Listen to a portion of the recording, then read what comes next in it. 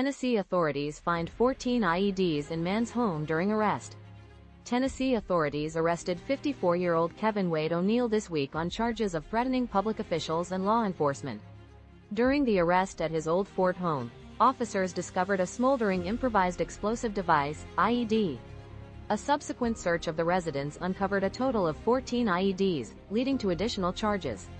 Authorities believe O'Neill intended to detonate the devices upon their arrival. O'Neill now faces 11 counts of attempted first-degree murder, 14 counts of possession of prohibited weapons, and 1 count of possession of explosive components. The attempted murder charges stem from the officers present at the arrest and 2 additional individuals at the scene. O'Neill is currently being held at the Polk County Jail, awaiting bond determination and legal representation. In our next story, Jerry Jones dismisses Micah Parsons' trade request as negotiations. Dallas Cowboys linebacker Micah Parsons has reportedly requested a trade, sending ripples through the NFL. However, Cowboys owner Jerry Jones swiftly dismissed the request, characterizing it as a negotiating tactic within ongoing contract discussions. Jones emphasized that he doesn't view the trade request as serious, likening it to Parsons' current back injury that's keeping him sidelined from practice.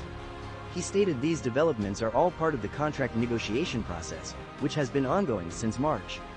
The owner confirmed he's been in contract talks with numerous players and expressed a desire to see Parsons back healed, suggesting a strong belief the linebacker will remain with the team. He reassured fans, urging them not to be concerned about the situation.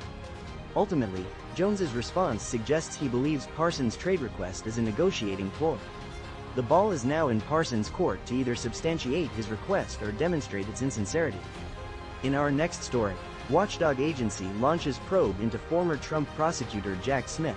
The Office of Special Counsel, OSC, has launched an investigation into former special counsel Jack Smith, who led the criminal probes against Donald Trump. The investigation centers on potential Hatch Act violations, which restrict political activities of government employees. This action comes amidst accusations by Trump and his allies of a politically motivated prosecution. Smith's investigations into Trump's handling of classified documents and alleged election interference were highly controversial. Following Trump's 2024 election victory, Smith resigned from the Justice Department, ending his investigations. Subsequently, Trump and his allies have aggressively attacked Smith and his work, claiming it was politically biased. The OSC, currently led by a Trump appointee, is investigating whether Smith's actions violated the Hatch Act. This has raised concerns about the agency's impartiality, especially considering the firing of the previous OSC head, a Biden appointee. The specifics of the alleged violation remain unclear, with legal experts expressing differing opinions on whether Smith's actions constituted a Hatch Act violation. The OSC investigation is further fueling concerns about the politicization of federal agencies. Critics argue that the agency, once considered nonpartisan, is now operating under undue influence from the Trump administration. The situation highlights a growing debate over the appropriate limits of political activity within the federal government and the independence of oversight bodies. In our next story, in Gaza, more Palestinians are killed while waiting for food aid. At least 325 Palestinians have been killed in Gaza while attempting to access desperately needed food aid, according to the Gaza Health Ministry. This tragic toll includes 24 deaths on Saturday alone, despite Israel's purported humanitarian pause in attacks. The Israeli military claims to have only fired warning shots in some instances, but the sheer number of casualties paints a starkly different picture. Aid agencies report that most food deliveries are being looted before reaching distribution centers, highlighting the chaotic and deadly struggle for survival within Gaza. The crisis has prompted international condemnation, with UN experts declaring a famine is underway. While Israel has allowed some airdrops and truck deliveries, these efforts are insufficient. The UN's Philippe Lazzarini criticized the inefficiency of airdrops, advocating for increased access via open road crossings. The recent visit by U.S. officials to a Gaza food distribution site, while intended to showcase aid efforts, has been met with skepticism, with Hamas calling it a public relations stunt. Eyewitnesses report ongoing violence near aid distribution points, contradicting claims of safety from the site's operators.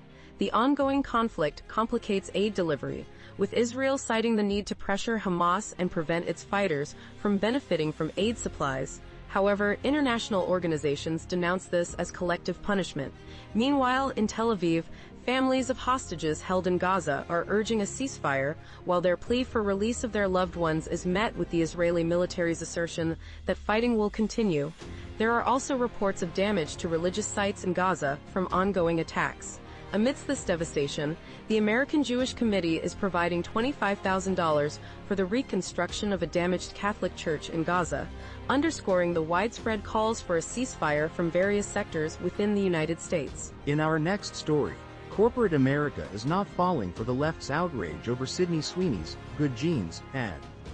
The left is attempting to generate controversy over an American Eagle jeans commercial featuring actress Sydney Sweeney, hoping to replicate the backlash against Bud Light's Dylan Mulvaney campaign.